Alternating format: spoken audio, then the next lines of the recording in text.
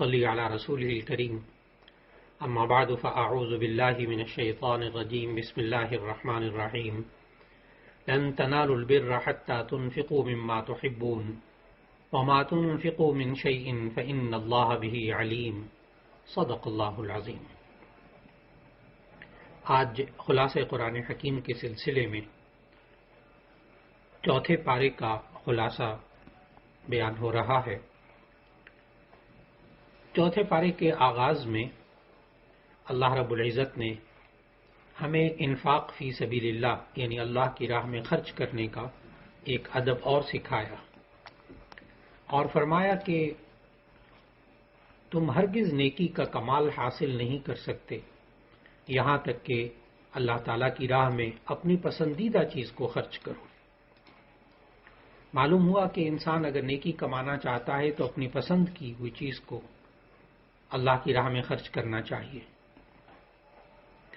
پھر اس کے بعد چوتھے پارے کے آغاز میں اللہ تعالیٰ نے ہمیں یہ بتایا کہ جب تحویل قبلہ کا حکم نازل ہو چکا اور خانہ کعبہ کی طرف منہ کر دیا گیا اور نبی صلی اللہ علیہ وسلم کو یہ حکم دیا گیا کہ آپ بیت المقدس کے بجائے خانہ کعبہ کی طرف اپنا منہ پھیر لیں، تو اس پر اہل کتاب نے بہت وہ باتیں بنائیں اور بہت شور کیا، اور پھر اس کے بعد وہ کہنے لگے کہ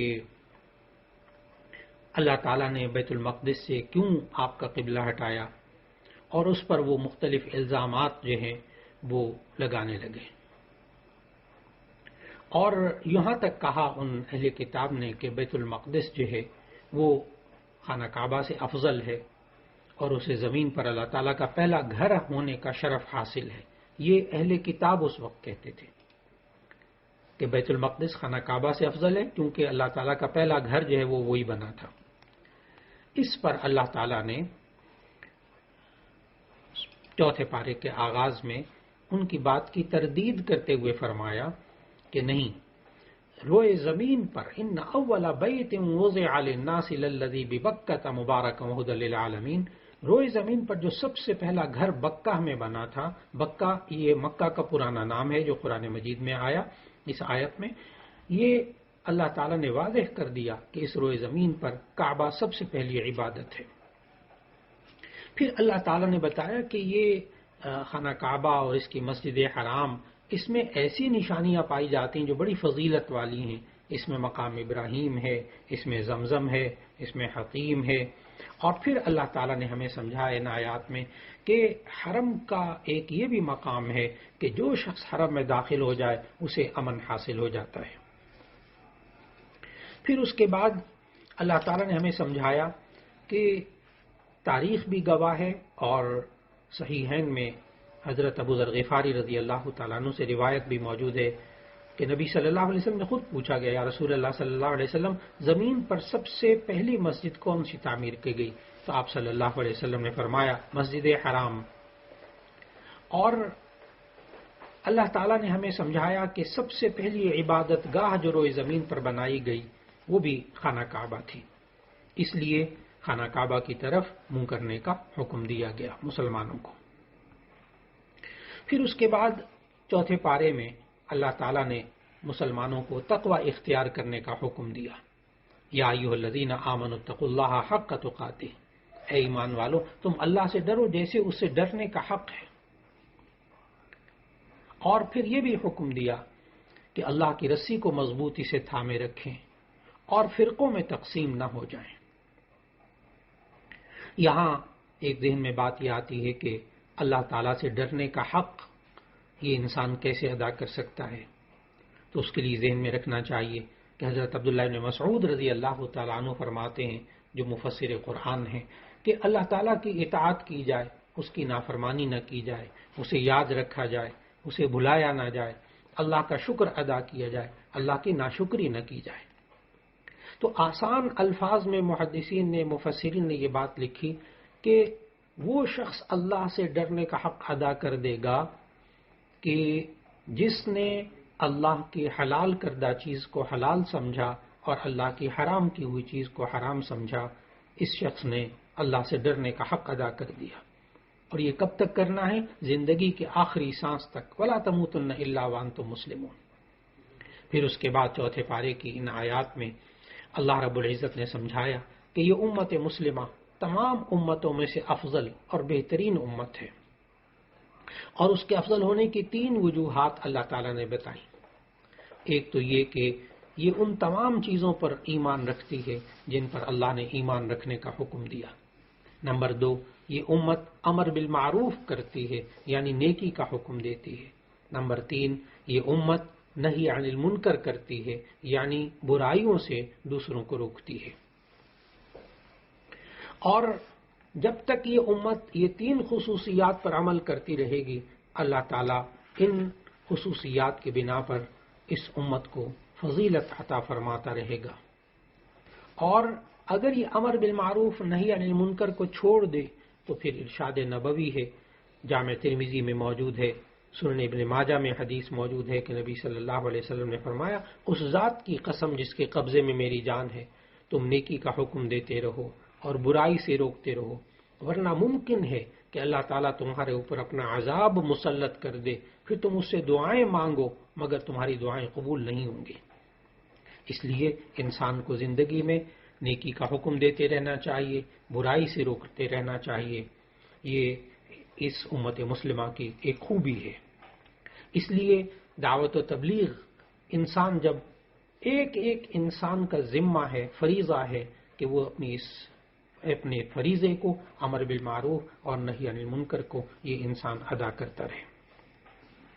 پھر اس کے بعد چوتھے پارے کی آیت نمبر 118 میں اللہ تعالیٰ نے منافقین اور کفار سے قلبی دوستی لگانے سے منع کیا اور اس کی 4 وجوہات بتائیں. ایک وجہ یہ بتائی کہ یہ جو کفار اور منافقین ہیں یہ ہمیشہ تمہیں نقصان پہنچانے میں کوئی کوتاہی نہیں چھوڑتے. اور دوسری وجہ یہ بتائی کہ یہ کفار اور منافقین ہمیشہ دل سے یہ چاہتے ہیں کہ تمہیں دین اور دنیا کے اعتبار سے مصیبت اور پریشانی لاحق رہے. تیسری وجہ یہ بتائی کہ ان کے چہروں اور ان کی باتوں سے تمہارے لیے بغض اور عداوت ظاہر ہوتا ہے. اور چوتھی وجہ یہ بتائی کہ کفار اور منافقین سے دوستی نہ رکھو، کیونکہ ان کے دلوں میں جو بغض اور حسد چھپا ہوا ہے وہ ان کی ظاہری باتوں سے کہیں زیادہ سخت ہے. ظاہری طور پر وہ آپ کا ساتھ دینے کی باتیں کریں گے، لیکن اللہ تعالیٰ نے ہمیں سمجھایا کہ کفار اور منافقین سے دوستی مت رکھنا.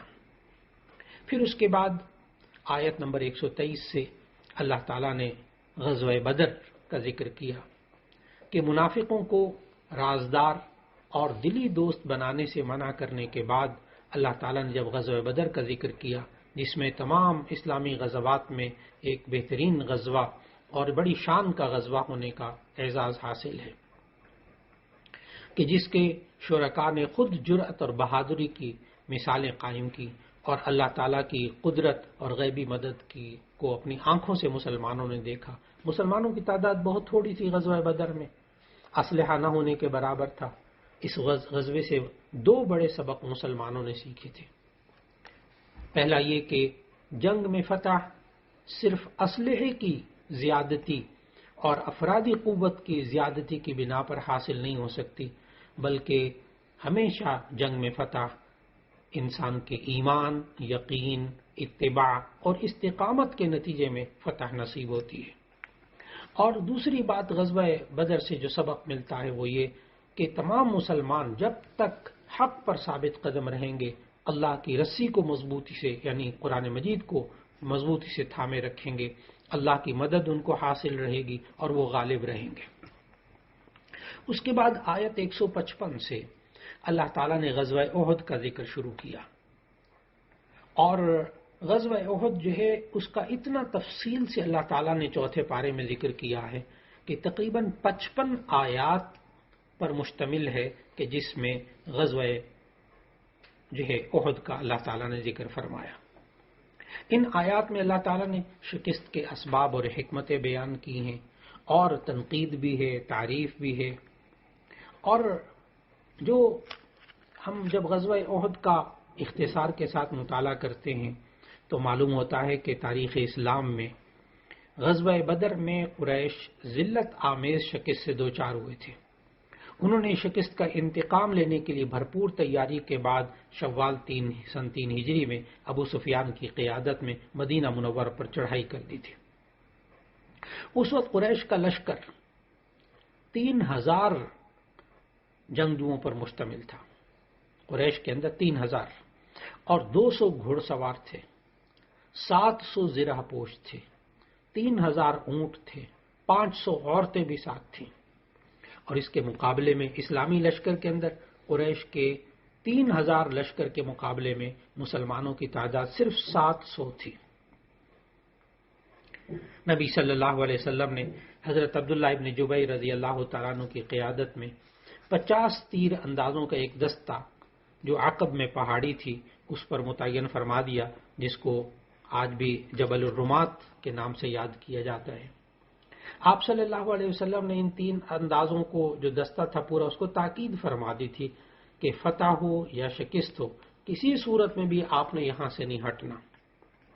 لیکن نبی صلی اللہ علیہ وسلم نے اس کے بعد جب مجاہدین کو میدان میں پھیلا دیا اور قریشی لشکر کے ساتھ مقابلہ شروع ہوا تو اس کے لیے اپنے سواروں کو استعمال کرنا ممکن نہ رہا۔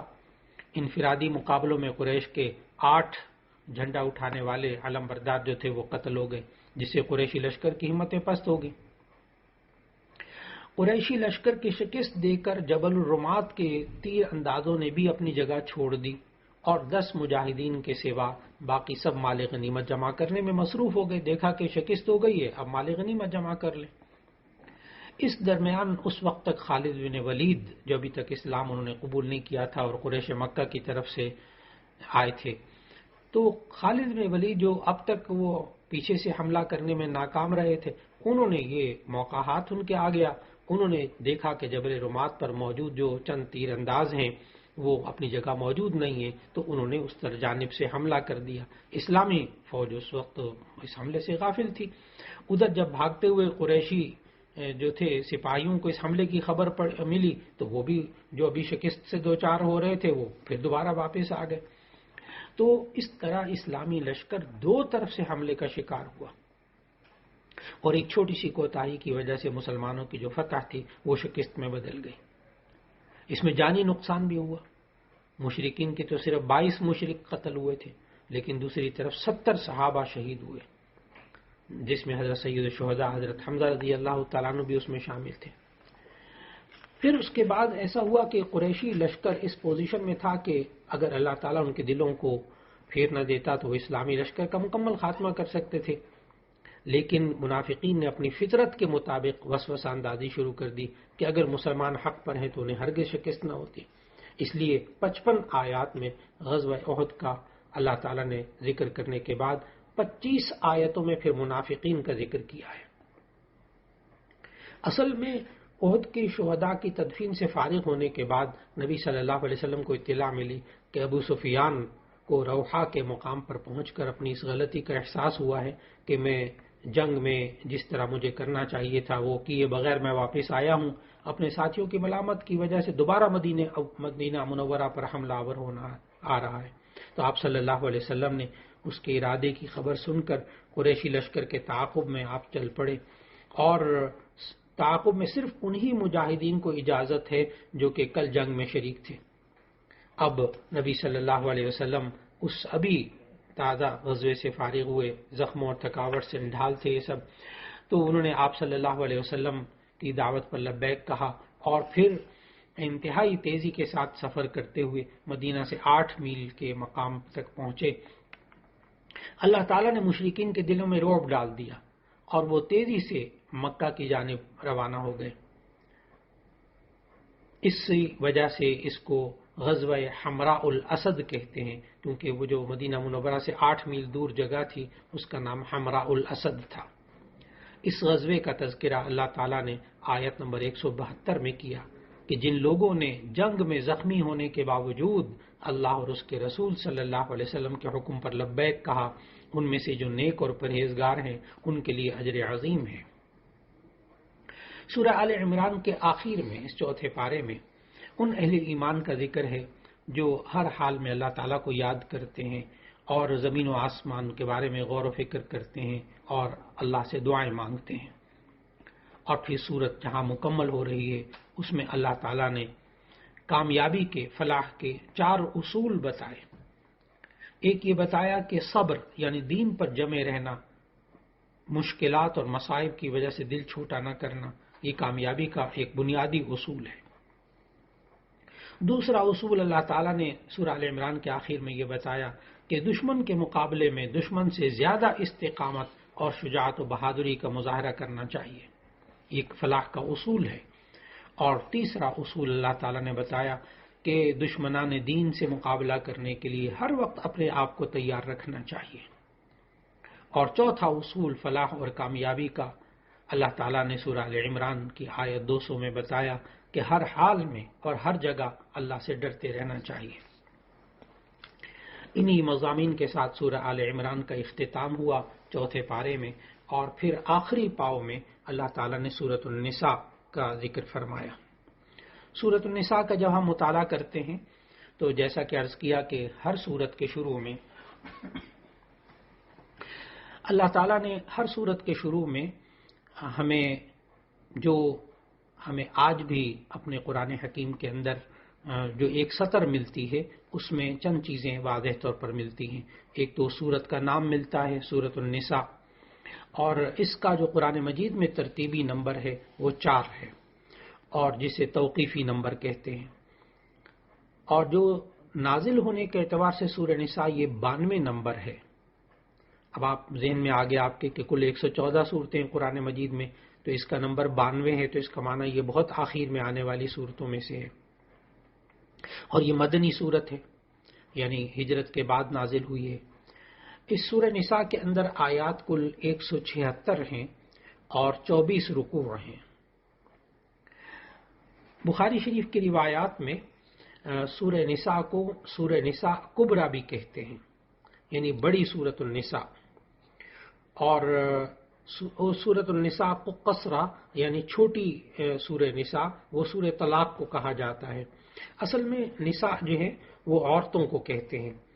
لفظ نساء یہ جمع ہے امرأتن کی.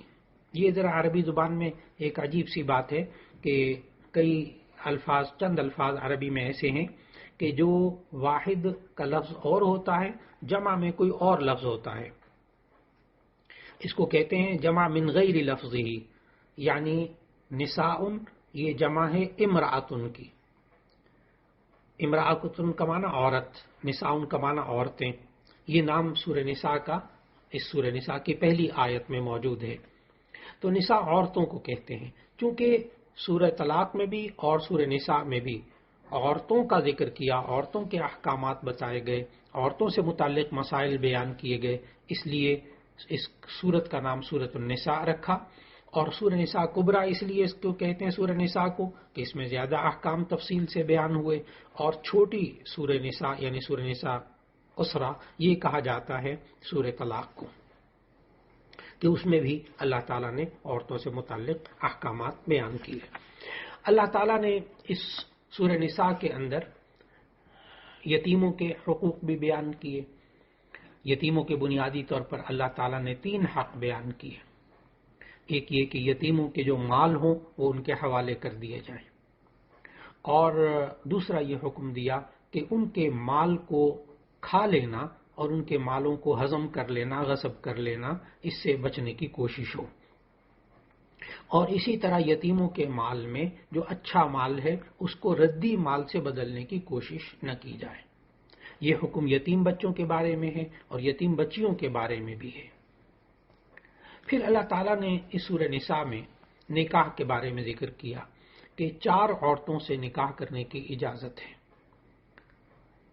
مگر شرط اللہ تعالیٰ نے یہ بیان کی کہ شوہر ان کے حقوق ادا کرنے کی سکت رکھتا ہو، ان کے درمیان عدل و انصاف بھی ملحوظ رکھتا ہو.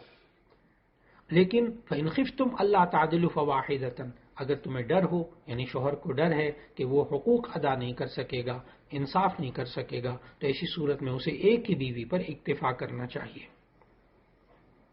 دراصل اللہ تعالیٰ نے یہاں جو 4 بیویوں کی اجازت دی تو اسلام سے پہلے بھی کئی بیویاں رکھنے کی اجازت تھی، لیکن اس وقت نہ تعداد متعین تھی، نہ بیویوں کے درمیان عدل و مساوات کی شرط تھی. ایک شخص 10 عورتوں سے بھی اس سے بھی زیادہ سے نکاح کر لیتا تھا. لیکن اللہ تعالیٰ نے عورتوں کے حقوق ادا کرنے کے ساتھ ساتھ نکاح میں 4 بیویاں تک رکھنے کی اجازت دی، لیکن ساتھ ہی یہ سمجھا دیا کہ اس انسان کو چاہیے کہ اگر یہ نہ انصاف کر سکتا ہو تو ایسی صورت میں ایک ہی بیوی پر اکتفا کرنا چاہیے. پھر اس کے بعد میراث کے احکام اللہ تعالیٰ نے بتائے سورہ نساء کی اس دوسرے رکوع کے اندر، اور آیت نمبر 11، 12، 13 اور 14 میں اللہ تعالیٰ نے میراث کے احکام بتائے. ان کو آیات میراث بھی کہتے ہیں.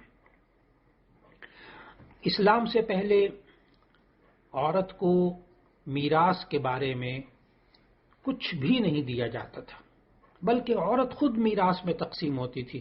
ایک شخص کا انتقال ہو جاتا تھا تو پھر اس کے جو ہے عزیز و اقربا میں یہ کہا جاتا تھا کہ یہ اونٹ فلاں کے ہیں، یہ بکریاں فلاں کی ہیں، یہ زمین باغات فلاں کے ہیں، اور یہ بیوہ جو ہے یہ فلاں کی ہے. تو عورت ذات کو میراث میں تقسیم کر دیا جاتا تھا.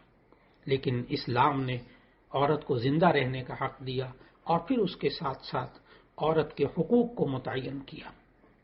چنانچہ یہ آیات میراث کے اندر اللہ تعالیٰ نے 12 ذوی الفروض بیان کیے، یعنی 12 انسان ایسے بتائے جن کا حق اللہ نے مقرر کیا ہے. ذوی الفروض کہتے ہیں کہ وہ انسان کہ جن کا حق اللہ تعالیٰ نے خود ان آیات میں مقرر کیا ہے، اور یہ ذوی الفروض کل 12 ہیں. اور آپ ان آیت نمبر 11، 12، 13، 14 کا مطالعہ کیجئے، ترجمہ پڑھیے تو آپ کو اندازہ ہوگا کہ 12 ذوی الفروض میں سے 4 مرد ہیں اور 8 عورتیں ہیں. 4 مردوں کا اللہ نے حصہ بیان کیا اور 8 قسم کی عورتوں کا اللہ نے حصہ بیان کیا ذوی الفروض کے طور پر. تو اللہ تعالیٰ نے عورتوں کو اتنا حق عطا فرمایا. اس لیے اب مسلمانوں کو انہی آیات پر عمل کرنا ضروری ہے. اور جیسا کہ پہلے بھی ایک درس میں عرض کیا تھا کہ سورہ بقرہ کے اندر ایک آیت جس میں کہ اللہ تعالیٰ نے پہلے یہ فرض تھا کہ انسان زندگی میں اپنے ورثاء کا حصہ مقرر کر کے موت سے پہلے اپنے ورثاء کا حصہ مقرر کر دے، وصیت کرنا فرض تھا. لیکن یہ آیات میراث کی وجہ سے وہ حکم پھر منسوخ ہو گیا. اب وصیت صرف 1/3 کے اندر انسان کر سکتا ہے اپنے مال کی، وہ بھی ورثاء کے لیے جن کا اللہ تعالیٰ نے حصہ مقرر کیا ہے، جو اس کے میراث کے حقدار ہوتے ہیں ان کے لیے وصیت نہیں کر سکتا. اس کے علاوہ کے لیے وصیت کر سکتا ہے، اور وہ بھی 1/3 کے اندر وہ وصیت کر سکتا ہے. اس طرح اللہ تعالیٰ نے ظلم کا بھی خاتمہ کیا اور بچوں اور خواتین کو بھی وراثت کا حقدار قرار دے دیا، اور عورت کو خاص طور پر اللہ تعالیٰ نے اس کے اندر بہت اہمیت دی. سورہ نساء کے ان آیات میں اللہ تعالیٰ نے 4 پارے کے بالکل آخر میں محرمات کا ذکر کیا. محرمات وہ عورتیں جن سے انسان کبھی بھی نکاح نہیں کر سکتا. وہ جو محرمات ابدیہ ہیں، یعنی کبھی بھی انسان اس سے نکاح نہیں کر سکتا، یہ اللہ تعالیٰ نے 4 پارے کے آخری رکوع میں بتایا. اس رکوع کا مطالعہ، یعنی 4 پارے کا آخری رکوع کا مطالعہ بہت اہمیت کا حامل ہے. اس سے آپ زندگی کے اندر 3 باتوں کے بارے میں رہنمائی حاصل کر سکتے ہیں. محرمات ابدیہ کون کون سی ہیں، یعنی وہ عورتیں جن سے انسان کبھی شادی نہیں کر سکتا. تو آپ اس سلسلے میں 3 فائدے، اس سے 3 مسئلوں میں آپ فائدہ اٹھا سکتے ہیں. نمبر 1، کن خواتین سے پردہ کرنا چاہیے، کن خواتین سے پردہ نہیں کرنا چاہیے. پردے کا مسئلہ آپ کو معلوم ہوگا. آج کل لوگ یہ بہت سوال کرتے ہیں کہ جی کس کس خاتون سے پردہ ضروری ہے، کون محرم ہوتا ہے. اسی طرح کن عورتوں سے شادی کرنا جائز ہے اور کن عورتوں سے شادی کرنا ناجائز ہے، یہ والی بات بھی سمجھ میں آ جاتی ہے. نمبر 3، حج اور عمرے میں عام طور پر بہت سے لوگ سوال کرتے ہیں کہ جی فلاں خاتون فلاں مرد کے ساتھ جا سکتی ہے کہ نہیں، وہ اس کا رشتہ دار ہے، محرم بنتا ہے کہ نہیں بنتا. تو ایک پردے کے بارے میں، ایک شادی کے بارے میں، ایک حج اور عمرے میں محرم ساتھ جو جاتا ہے، اس کے لیے یہ 4 پارے کا آخری رکوع بہت اہمیت کا حامل ہے. اس میں اللہ تعالیٰ نے ہمیں اس کی صرف آپ تلاوت کر لیجئے اور ترجمہ پڑھیے تو انشاءاللہ العزیز آپ کو سارے رشتے بڑی آسانی سے سمجھ میں آ جائیں گے. اللہ تعالیٰ نے ارشاد فرمایا کہ محرمات ابدیہ یعنی وہ عورتیں جو انسان کے لیے حرام ہیں، ان میں ایک حرمت علیکم امہاتکم، تمہاری مائیں تم پر حرام ہیں۔ ماں جو ہے وہ حرام، اس سے شادی نہیں ہو سکتی، اس لیے ماں سے پردہ بھی نہیں ہوگا، اور ماں کو حج عمرے میں ساتھ ماں کے ساتھ بندھا جا سکتا ہے بیٹا۔ نمبر 2 وبناتکم، تمہاری حقیقی بیٹیاں، بیٹی یہ بھی محرم میں سے، یہ محرمات ابدیہ میں سے۔ نمبر 3 اخواتکم، تمہاری بہنیں، حقیقی بہنیں، یہ بھی محرمات ابدیہ میں سے۔ نمبر 4 عماتکم، عماتکم تمہاری پھوپھیاں۔ یہاں ذکر کرتا چلوں کہ جب آپ عربی ڈکشنری کے اندر، لغت کے اندر دیکھیں گے تو آپ کو معلوم ہوگا کہ عماتن یہ عربی کے اندر پھوپھی کو بھی کہتے ہیں، یعنی والد کی بہن، اور یہ تائی چچی کو بھی کہتے ہیں عماتن۔ لیکن یہاں قرآن مجید کے اندر ترجمہ کرتے وقت اس بات کا خیال رکھنا ہے کہ یہاں عماتن سے مراد صرف پھوپھی ہے، والد کی بہن، اور جو تائی اور چچی ہیں یہ غیر محرم ہیں۔ پھر اس کے بعد نمبر 5 خالاتکم، تمہاری خالائیں۔ خالتن کا بھی جب آپ ڈکشنری میں ترجمہ دیکھیں گے نا تو خالتن کا معنی خالہ بھی ملے گا، یعنی والدہ کی بہن، اور خالہ کا معنی عربی میں لغت میں ممانی کے لیے بھی ملے گا، یعنی والدہ کے بھائی کی بیوی۔ لیکن ذہن میں رکھیے گا کہ یہاں اس آیت کے اندر خالہ سے مراد وہی ہے جس کو ہم خالہ کہتے ہیں، یعنی ماں کی بہن، اور جو ممانی ہے وہ غیر محرم ہوتی ہے۔ نمبر 6 وبنات الاخی، آپ کی بھائی کی بیٹیاں یعنی بھتیجی، یہ بھی محرمات میں سے ہے، اس سے بھی پردہ بھی نہیں ہوگا، یہ حج عمرے میں بھی جا سکتی ہیں، ان سے شادی نہیں ہو سکتی۔ وبنات الاختی، حقیقی بہن کی بیٹی یعنی اپنی بھانجی، یہ بھی محرمات میں سے ہے۔ اور آگے اللہ تعالیٰ نے بتایا وہ امہاتکم اللاتی ارضعنکم، وہ تمہاری ماں جنہوں نے تمہیں دودھ پلایا، یعنی رضاعی ماں، وہ بھی حرام ہے، اس سے بھی شادی نہیں ہو سکتی، اس سے بھی پردہ نہیں ہوگا، وہ بھی حج عمرے میں ساتھ جا سکتی۔ وَأَخَوَاتُكُم مِّنَ الرَّضَاعَةِ، اور تمہاری دودھ شریک بہنیں، دودھ شریک بہنیں وہ بھی تمہارے لیے محرم ہیں، محرمات میں سے ہے۔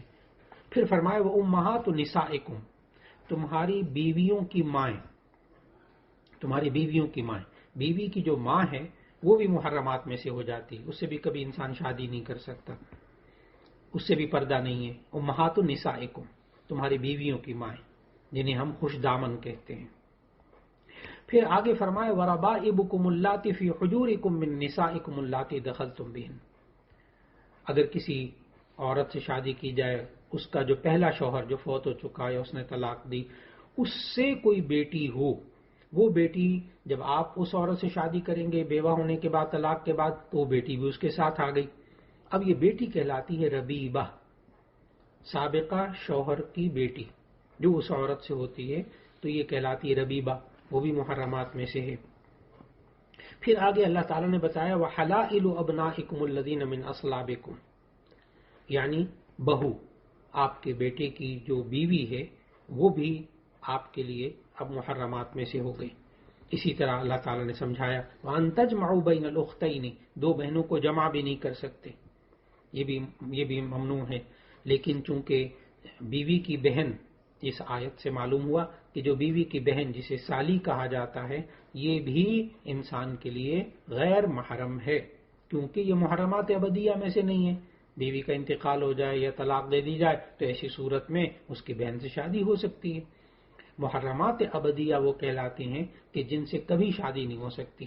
تو جب بھی آپ کو ضرورت پیش آئے کہ کن خواتین سے پردہ ضروری ہے، کن سے نہیں، کن خاتون سے شادی ہو سکتی، رشتہ دار خاتون سے کس سے نہیں، یا حج اور عمرے میں کس کو ساتھ لے جا سکتے ہیں، کس کے ساتھ محرم ہے نہیں ہے، تو اس کے لیے آپ چوتھے پارے کا آخری رکوع کا مطالعہ کر لیجئے، انشاءاللہ العزیز آپ کو وہ تمام رشتے بڑی آسانی سے ذہن نشین ہو جائیں گے۔ یہ چوتھے پارے کا آج خلاصہ تھا۔ اللہ رب العزت ہمیں قرآن مجید سننے، سمجھنے، پڑھنے اور اس کے مطابق عمل کرنے کی توفیق عطا فرمائے۔ وآخر دعوانا ان الحمد للہ رب العالمین۔